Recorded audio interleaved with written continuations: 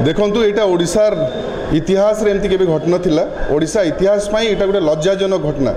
100 दिन होइनी ये सरकार को 100 दिन नहनु दुईटा बड़ बड़ घटना घटी सारानी। एटा गोटे आर्मी ऑफिसर जोटा सर्विंग ऑफिसर जेतेबेले तांकर असुविधा नहीं कि तांको फ्रेंड सांगरे गले कंप्लेन दौरान आम थाना रे तांको बसैकी पचारिबा जगह तांको बाड़ाउछंती।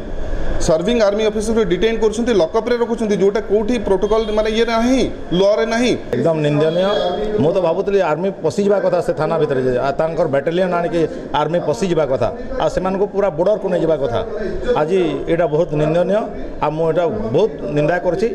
आ मोहन माझी होम मुख्यमंत्री निजे होम डिपार्टमेंट से मुख्यमंत्री आज तार उपरे निश्चय गुरुतर सहित पदक्षेप नियत आ सस्पेंड कले नहीं तांको नारे क्रिमिनाल केस चार्जसीट हवा कथा।